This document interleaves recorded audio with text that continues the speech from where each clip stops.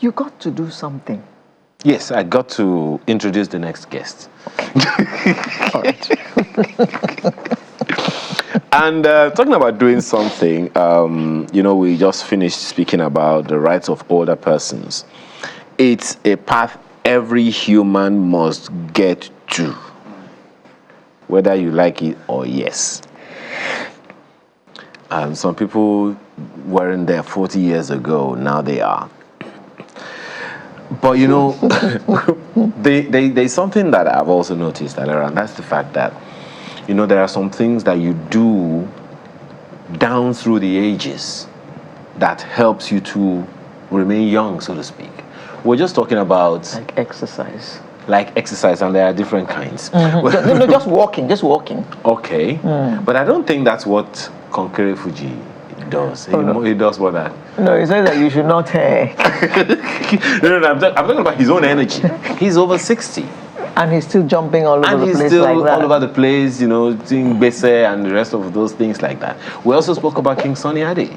Yes, who's still on stage. On stage. At what, 75 or how old is he? Drawing closer to 80. We all know the energy of Chief Olusegun Obasanjo. Please. So, what? He's cult. Something that you worship. Because there's nothing conventional about him. Nothing. Well, his energy is definitely one of those things that's unconventional for older persons, At so what? 81? I mean, I find it hard to even comprehend some of these things. So that's what we really want to talk about. For instance, Nigeria is 63 now, and there are things that people did while they were growing up that those things are no longer raves. What are some of these things? And how have those things affected the people who are, went through those ages and they're still alive and doing well? And what are the risks that we are running as a generation if we don't continue in that trajectory? That's what our guest this morning on Lifestyle is going to talk to us about. Dr. Tolu Taiwo is a stress management specialist. Thank you for joining us this morning. Thank you.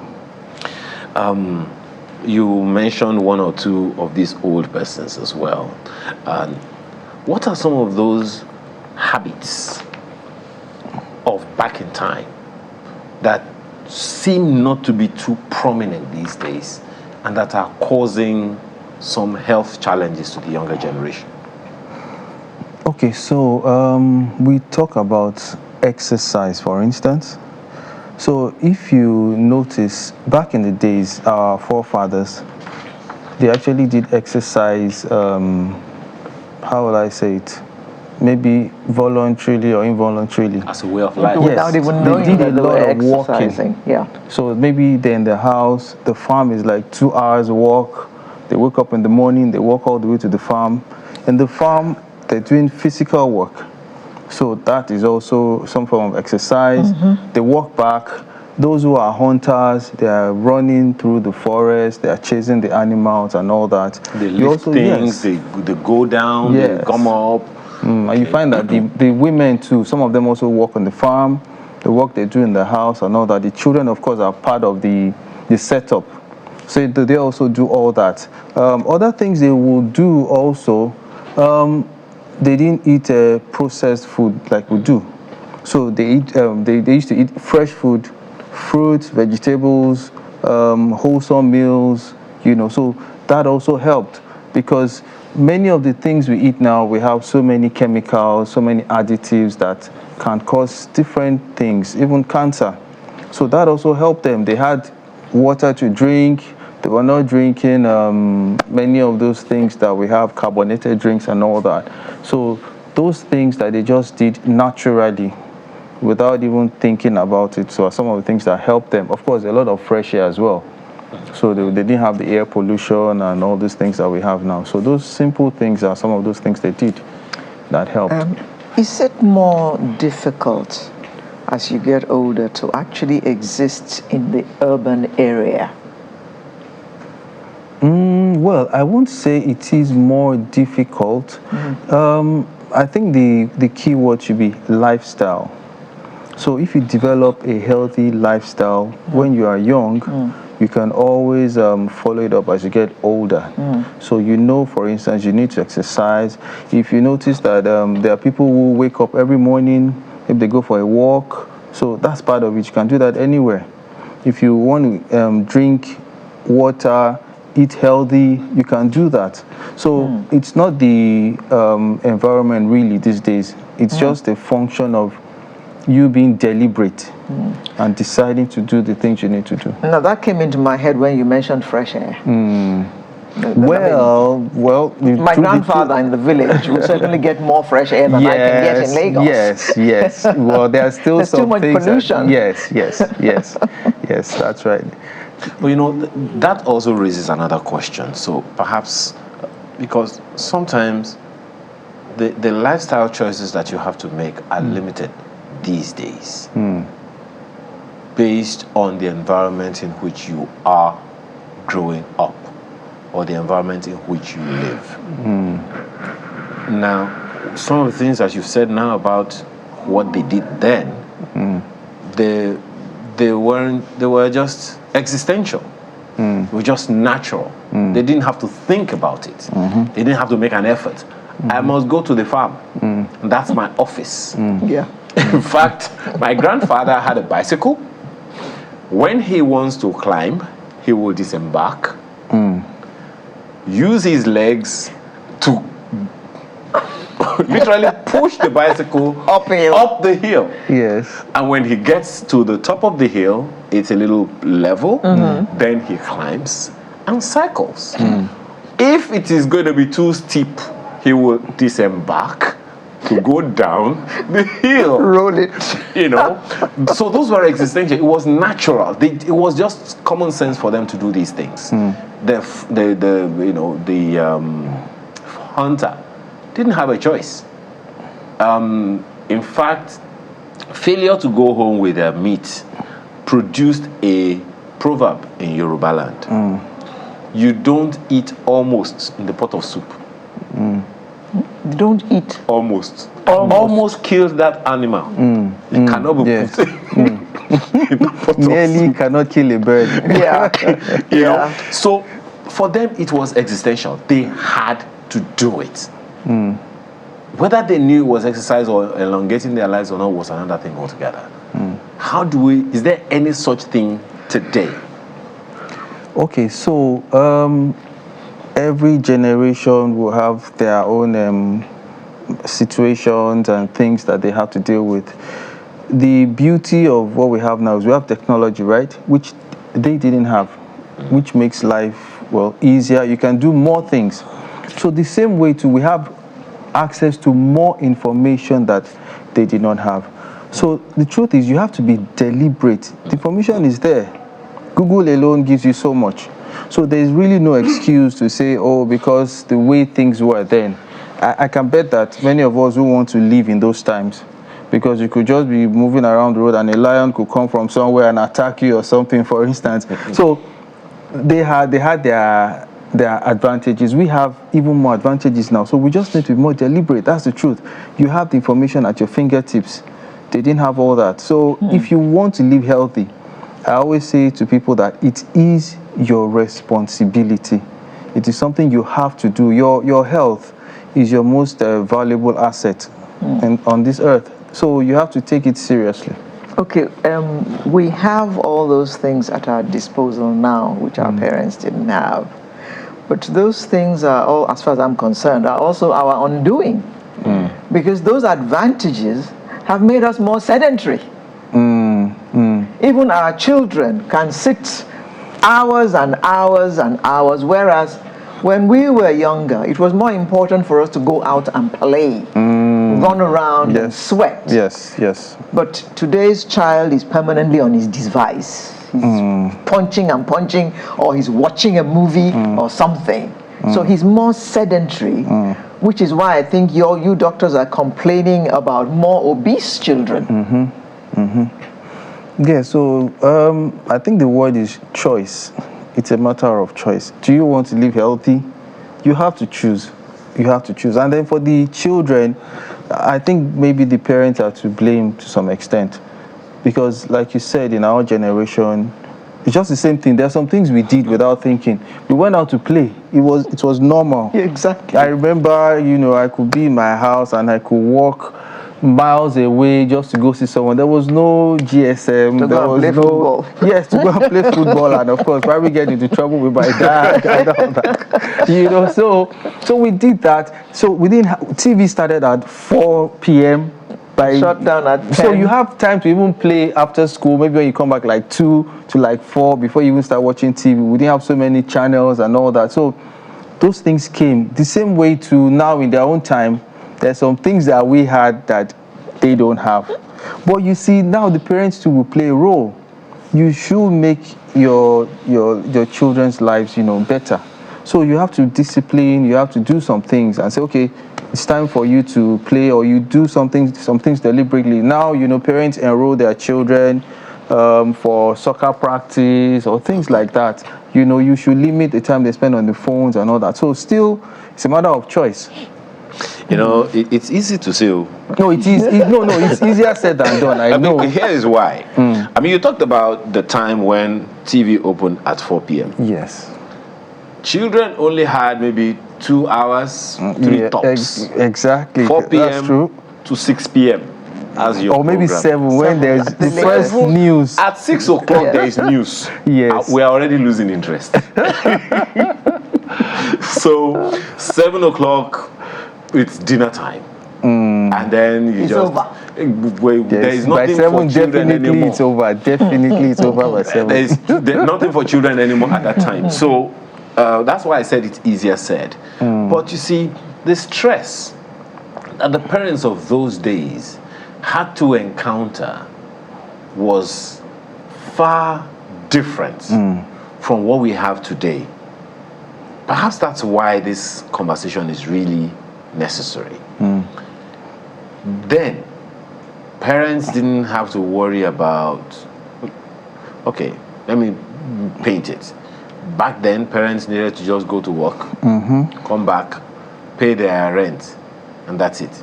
And then take care of the children's school fees. In fact, private schools weren't such a big thing at the time. Yes. Public schools were next to free, and government work was more the thing at the time. Private Less sector work stressful. maybe not so much. Far less stressful. Far less distractions. But now, as you say, parents have to be deliberate. Have a difficult boss. A long hours on the road to get to work. Minimal salary. You have so many interests. Someone above you is giving you stress. Someone under you is giving you stress. Your direct colleague is giving you stress. And then you have to do 2 hours to go to the office, 2 hours back. Then you come back. Children have broken one thing or the other. And you're getting calls from the teachers at the school that your children are doing this, you're doing that. So it's quite a lot. Oh boy. How do parents navigate all of that? Okay. I guess you're looking at how they manage the stress. Exactly. Okay. So stress really is how we respond to things around us and even within us. So you have the external stress, like you said, the traffic, the fact that, power supply can go on and off, the children who are there, they are stressing you, so to speak. You have work stress and all that.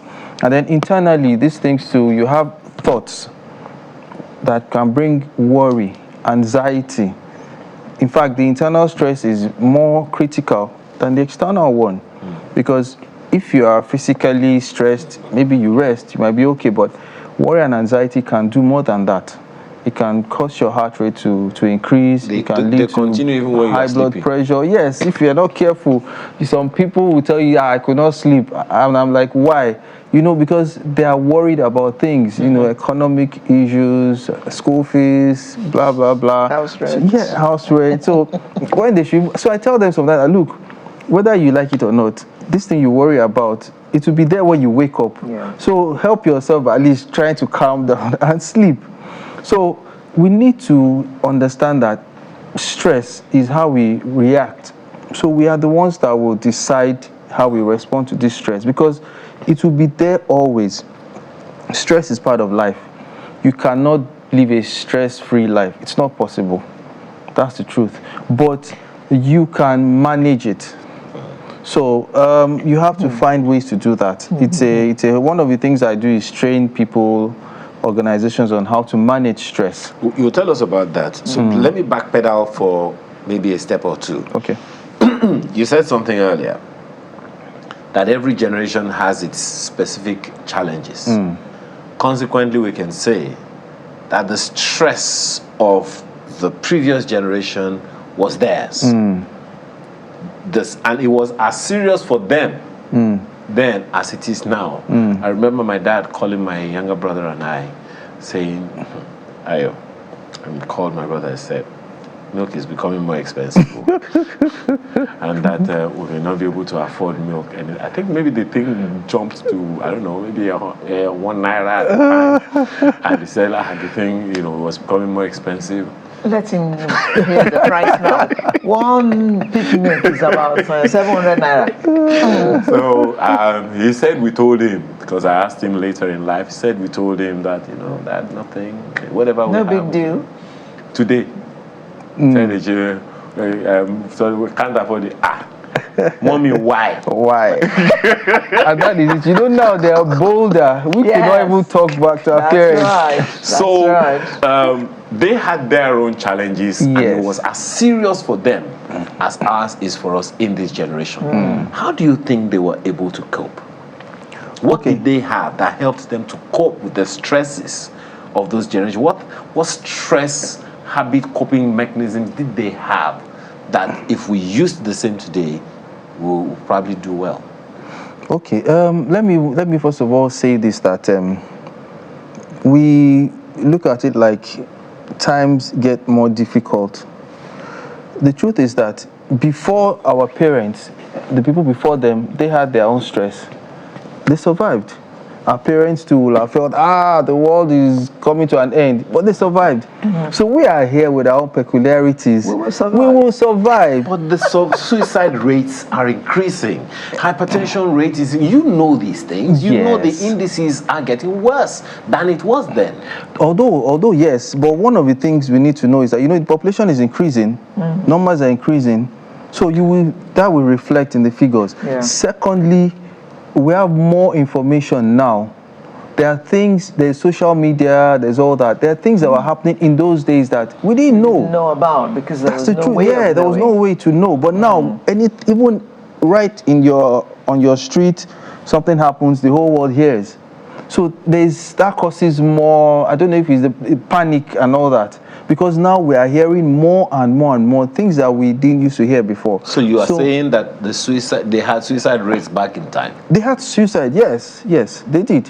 It might be more now, possibly, but it's not like it's so alarming like it wasn't there before. It was there. No, but as you said, the population is more. So the figures are going to be higher. Yes. Yeah, but you were talking about how they coped. Yeah, but yes, okay, yeah. So, well, for them, I think their life was a little bit more simple than we have now. We have more things to deal with. For instance, we have the internet. Yes, we have the internet. We have what we call information overload. Yeah. I was watching a video clip some time back when Denzel Washington was saying that there is information overload. And I'm thinking, if you're in America, you are saying that, then this thing is real. So, yeah, we have too much information. In our own days as children, we didn't have internet. But now the 7-year-old child, 10-year-old child has access to all these things. So they have more to, even we too as adults, you're on your phone like almost all the time from one social media app to the other. You are listening to the news, and then again, there's so much, everything that everybody knows. If you ask them, okay, did you hear that? Did you hear that? Everything that is trending, we all want to know. So that is part of the problem that we have. If we can even manage the information overload alone as an individual, I don't know how you will tell yourself to do that, but to say, look, I want to cut my social media time, for instance, that can help. Because some people, even when they should be sleeping, they're on the phone. So cutting down the time we spend on these little things may just make us live slightly better lives. Yes, it can help. It can help. Oh, okay. What would you call that in medical language? Okay. Is it internet fasting or what? I don't know what name we're going to call it, but I will call it, it's part of your healthy lifestyle. So as one gets older, one would tend to have all kinds of, I won't call them ailments. Should I just call them discomforts? Small pain here, small pain there. So is visiting the doctor for regular checkups part of this thing that we're talking about? And how do doctors get people to come and see them regularly, even when there's nothing wrong? Say, oh, I just want to come and make sure that everything is all right. How do you get us to do that? Okay, so yes, as we get older, the body actually begins to, how will I say now, depreciate, wear and tear. So Don't it's not. don't- No, that's don't yes. No, I should not sugarcoat it. It begins to fall apart. Yes, gradually. So, for instance, I'll give an example. There's something we call essential hypertension. That means as people grow older, for some people, they're going to develop hypertension because your blood vessels, are not going to function the way they used to. So it's not about anything else other than old age. So as doctors, we know that. In fact, the commonest cause of hypertension is old age, is essential hypertension. So that's just an example. Some people might develop diabetes later in life because... I want to understand the English. Did you say essential? Yes, that's what I said. That is what we call it. That without it, It comes with It the means territory. it comes, With and old that is age. it. it's essential. As you get to a certain age, it might not be everybody, but for a lot of people, that's it. It just comes. become hypertensive. Yes, that's it. And you have to manage that. Every time we have for a the rest of doctor your in life. here, they leave us scared. No, but you see, we're telling you the reality. Well, we also come with solutions. So, like you said, you should have a family doctor, especially as you get once you're 40 and above. You should have a doctor. You should start checking yourself, and then regularly. You should do that regularly. How regular is regular? Once a year? Okay, so you should have maybe a comprehensive check once a year. Then from time to time, even if you're not hypertensive, you should check your blood pressure. It might be once a month. You might check your blood sugar maybe 2-3 times a year and all that. So those are some of the ways. Then you have a doctor that you can always, if you have any issues, you can talk to. It seems that 24 hours has gotten shorter over the years. It seems so. It seems so. But you see, you see, the thing is, human beings, we keep making our lives more complicated. That's just it. We just enjoy doing that. We create technology to make life easier, but yet we still make it more complicated. We make more technology again to try and make it easier. When we add more to it, it's amazing. Okay, as I was saying, He's going to leave us very sober when he leaves, as usual. It's like the story I heard of the guy, I think he was a millionaire or whatever, that came to some men at it was like a village or a suburb, and he finds them fishing, and he says, you know what, your life is so simple, I can make your life better. Why don't I teach you how you can fish better, catch more fish, make probably process it this way and that way, then you can buy bigger boats, have a bigger house, blah blah blah, you make all the money. And they said, we're not interested. And it's like, you guys don't understand. Okay, so they're not like, okay, look at you.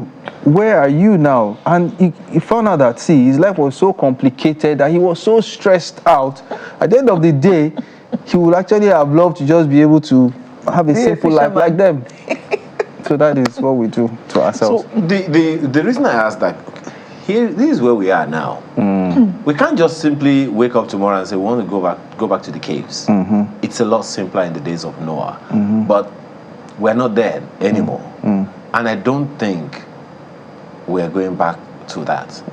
How can we make our lives, what habits or what lifestyle choices do you think we can adopt, even with complex and convoluted, environments, that can help us to at least simplify things? Just as you said, technology is supposed to help us simplify. Having an alarm system is supposed to be, help you to simplify stuff. So how can we get those things better so that our lives, our health can be better? You were speaking about the food, the nutrition that they had in time past. You can start from there. Okay, so when we look at the food, or maybe let me start from this angle that, we hear about work-life balance. So I think one of the things to do is getting the right balance. And that starts from, what are your priorities? We all want to make money. How much money is enough? How much money do you really need? So that you don't just keep chasing shadows. Because you get an amount of money which you think should be it. When you get there, you now want more again. You stress yourself more. So it's about priorities. What do I really need most? So can I focus on that? Maybe a little extra, so that I don't overwork myself, so that I get enough rest. I have time for my family. Talking about the food, some of the things we need, first of all, water is very important. So I like to say, they say water is life, because water actually is about 60-70% of your body. Every cell contains water. Even your bones have water in them. As hard as they are. Yes, they do. They do. So you need water, and then water, your blood is mostly water, and that blood is what actually transports all you need to all the cells of your body. In fact, if a person loses their blood, they are gone. So you need water. Drink water. Drink enough water. How much water do you need? I think maybe if we say you need about 2 liters most times per day. So if you can break that down, maybe each time you eat, you take 2 glasses of water, for instance, without stressing yourself, you're getting there. Not just sip 1 or 2. No, you can take a glass or 2. When you are thirsty, you take water, so that helps. So you are well hydrated. We should take fruits and vegetables because they contain vitamins, nutrients that your body needs to build your immune system.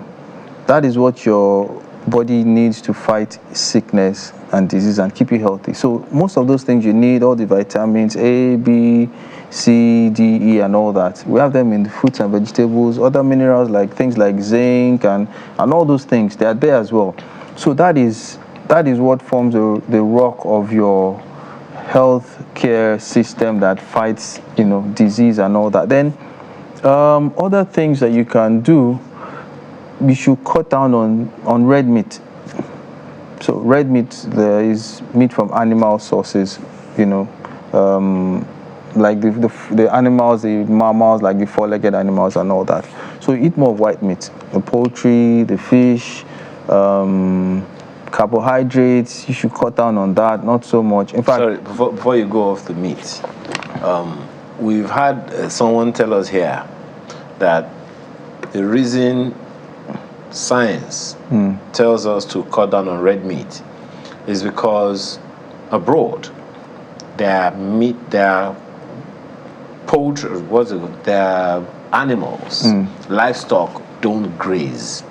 Okay. They keep them in a place and feed them with prepared foods that contain some chemicals and what have you. But that in our part of the world, our animals graze, and consequently they are a lot healthier. What's your take on that? Okay, so they may have a point there, but one major reason why we say reduce red meat is it has a lot of cholesterol in it, and too much cholesterol is not good for the heart.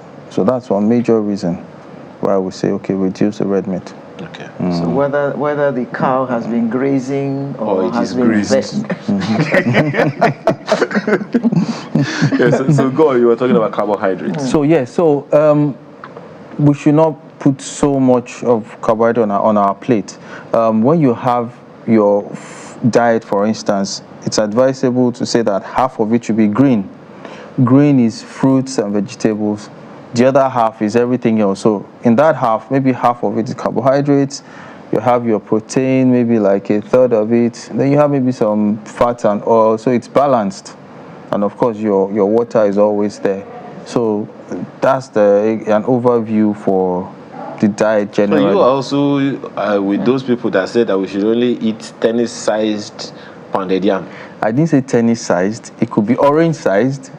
You know. What's the difference? About the same size, like the size of a tennis ball. No, tennis ball is much smaller, which is too small. Because we had a nutritionist tell us, look, it shouldn't be bigger than. What are you talking tennis, about? No, And not you a know that tennis Nigerian ball. does not joke with his swallow. Yes. He wants his swallow. It has to be a swallow. So the meat can be a bit more. Okay. So that is it. So, you know, we take the swallow is big. You have one small piece of meat. No, it should be more than that. You know, so. The meat is very expensive now. Well. How about, is there any special consideration, okay, in this whole stress thing, habits for young people and for women, any specific considerations that need to be factored in? Okay, so yes, for young people, for children especially, they should be allowed to go out more, as in to play, to be active.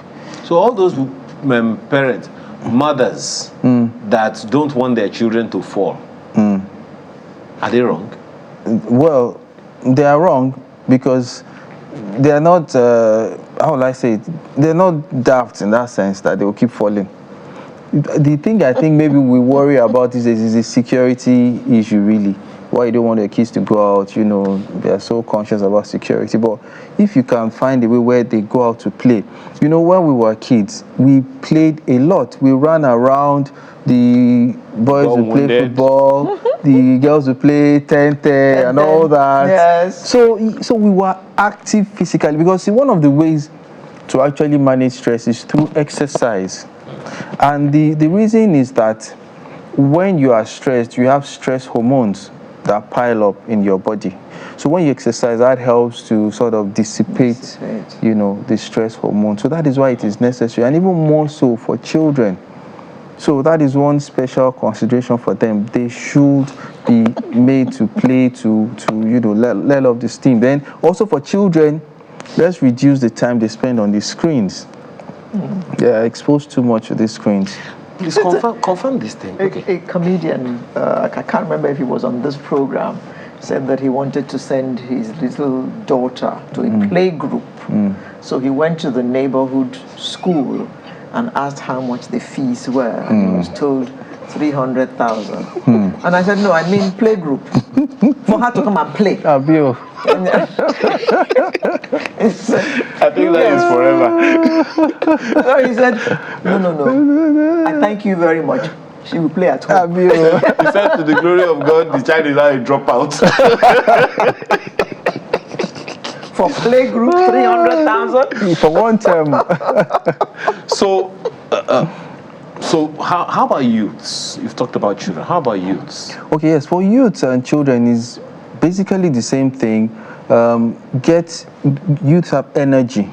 So channel the energy into physical activity, you know, go to the gym, you can do exercise, you can walk around, you can jog. So they can jog, for instance, because people who are older, who are in their maybe 60s, maybe even 50s, might not do all those things. For them, maybe just walking might be sufficient, but at least they are doing something. So for the younger people, you can do things that are more physically exertive. You can go to the gym, you can run, you can jog, you know, and all that. You can swim, you can lift the weight. Although virtually every age can do a bit of that, but older people will do less of it because you can still do some weight exercises even when you're older. Yes, but it will be less rigorous.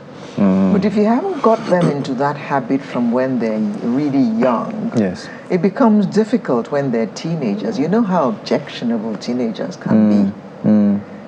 So how do you tell them to go and exercise or go and take a walk or something?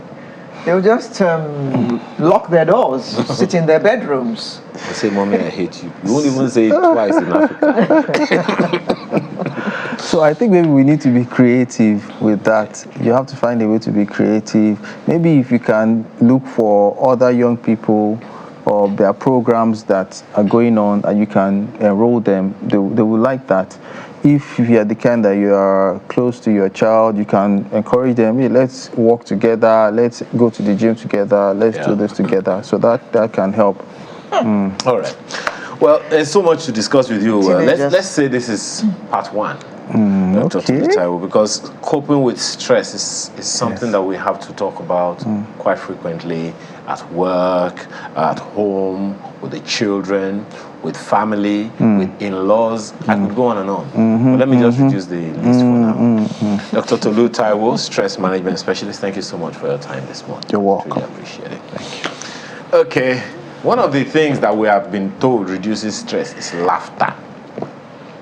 And you told us this morning that we're expecting a comedian? Oh, yes. A comedian who's been 30 years in the industry. Okay. We'll be back. Okay? Okay.